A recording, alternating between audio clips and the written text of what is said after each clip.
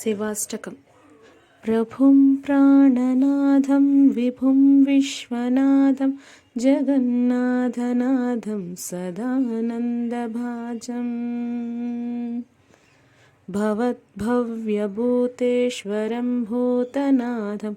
शिवं शङ्करं शम्भुमीशानमीडे गळेरुण्डमालं तनौ सर्पजालं महाकालकालं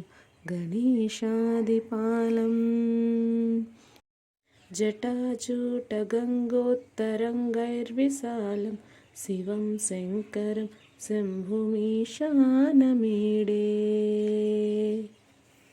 मुदामाकरं मण्डनं मण्डयन्तं महामण्डलं भस्मभूषाधरं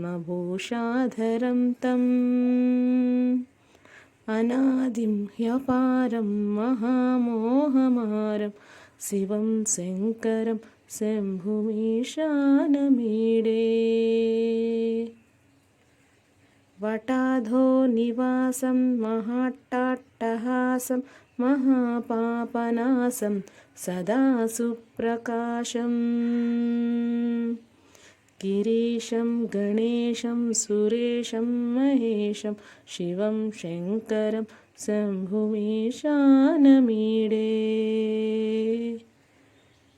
गिरीन्द्रात्मजा सङ्गृहीतार्धदेहं गिरौ संस्थितं सर्वदा पन्नगेहम् परब्रह्म ब्रह्मादिभिर्वन्द्यमानं शिवं शङ्करं शम्भुमीशानमीडे कपालं त्रिशूलं कराभ्यां दधानं पदाम्बोजनं रायकामं ददानं बलिवर्धयानं सुराणां प्रधानं शिवं शङ्करं शम्भुमीशानमीडे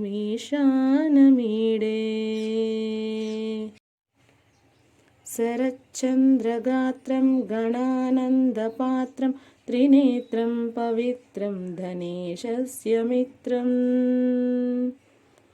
अपर्णाकलत्रं सदा सच्चरित्रं शिवं शङ्करं शम्भुमीशानमीडे हरं सर्पहारं चिताभूविहारं भवं वेदसारं सदा निर्विकारम् श्मशाने वसन्तं मनोजं दहन्तं शिवं शङ्करं शम्भुमीशानमीडे स्वयं यः प्रभाते नरः शूलपाणे पठेत् स्तोत्ररत्नं त्रिह प्राप्य रत्नं सुपुत्रं सुधान्यं सुमित्रं कलत्रं विचित्रैः समाराध्य मोक्षं प्रयाति।